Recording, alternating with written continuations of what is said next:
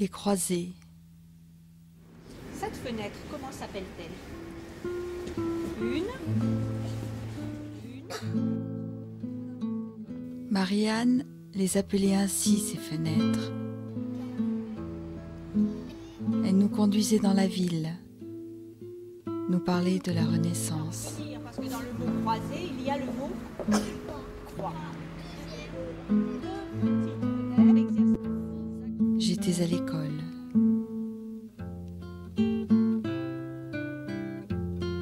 La Renaissance, je l'avais étudiée plus tard. L'Italie, Blois, Chambord, les escaliers des châteaux de Loire. François Ier, Léonard qui l'avait ramené de là-bas.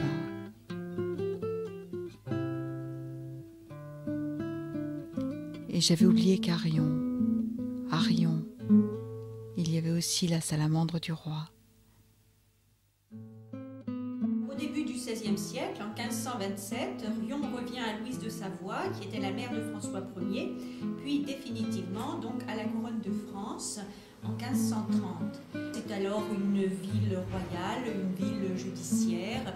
François Ier dote la ville des principales juridictions royales.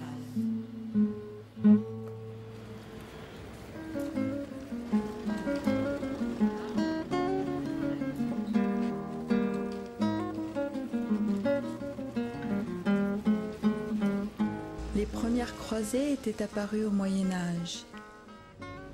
Avec leurs meneaux verticales et leurs traverses horizontales, elles étaient coiffées d'un bel arc en accolade, souvent orné d'un fleuron, de choux frisés et quelquefois aussi de pinacles.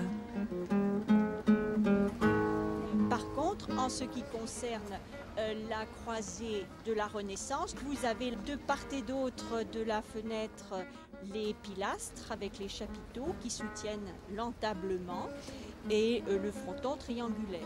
À la place des pinacles, eh bien, ce sont les candélabres.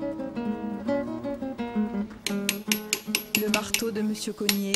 Nous étions allés voir cet artisan avec un prof du collège.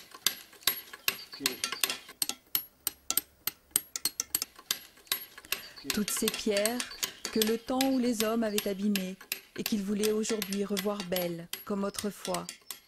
Le temps, le soin qu'il avait fallu aux artistes, l'œuvre qui naissait sous leurs regards, sous leurs doigts et puis l'usure. Il fallait que l'artisan restitue les éléments effacés.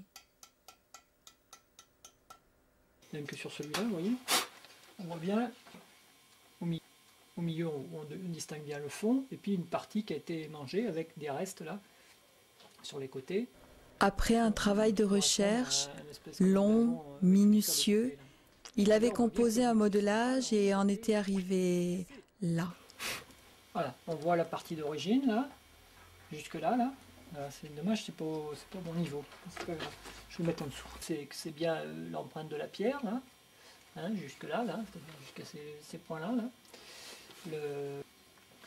Avec ces parties-là, là, voilà, avec la corne sur le côté, là, cette espèce de truc. Les feuilles qui ont sauté, celles qui sont en mauvais état. L'usure, mais aussi la destruction, ces symboles des pouvoirs que les hommes n'avaient pu s'empêcher de bûcher, disait Marianne. Aurait-il dû alors respecter le travail des artistes? Pouvait-il encore supporter ces images de tant d'asservissement? On juge parfois aujourd'hui ces dégradations? En a-t-on le droit? En principe, on ne les restaure pas. Là aussi, on avait cassé une décision malheureuse à la fin du XVIIIe, la taxe sur les fenêtres. Une grande ouverture au lieu de 4 petites et 4 fois moins d'impôts. Quand l'idée de patrimoine était-elle apparue?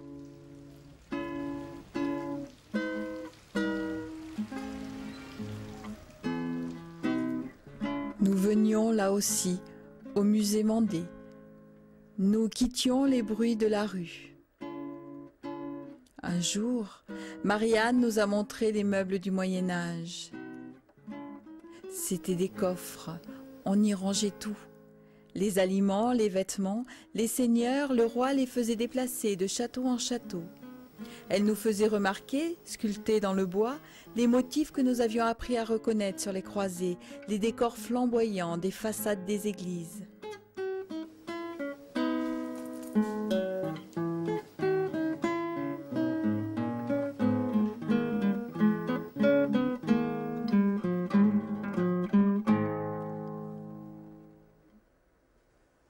changions d'époque. Au cours de la Renaissance, dans les demeures des gens aisés, le mobilier s'était installé, on ne le bougeait plus. Ce n'étaient plus quelques planches posées sur des tréteaux, la table était riche, les motifs de l'Antiquité, l'arc en plein cintre, les colonnes cannelées. On donnait des pieds aux coffres, des colonnes, des tiroirs parfois secrets étaient apparus. La chaire, son décor en plis de serviettes, avec encore un petit coffre.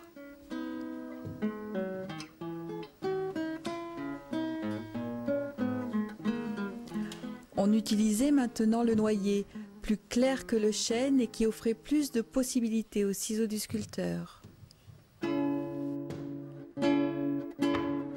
Elle nous disait tant de choses.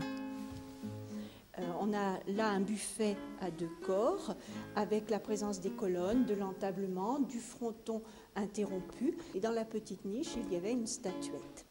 Les inclusions de marbre aussi viennent d'Italie.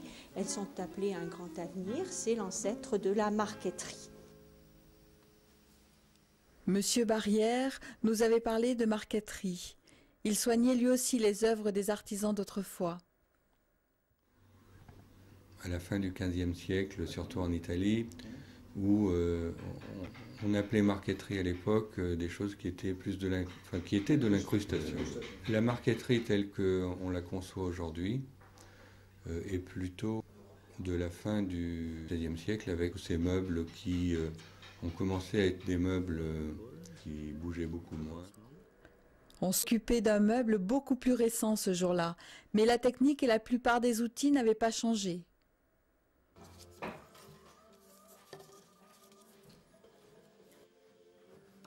Et pendant qu'un compagnon travaillait, Monsieur Barrière expliquait.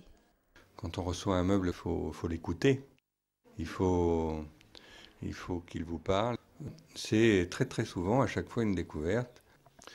Et puis aussi, c'est toujours une émotion. On a toujours la satisfaction de pouvoir les refaire vivre. Il écoutait les meubles. Je me souviens. Des images, des paroles, les pièces d'un puzzle. Un puzzle qui déjà m'emporte ailleurs.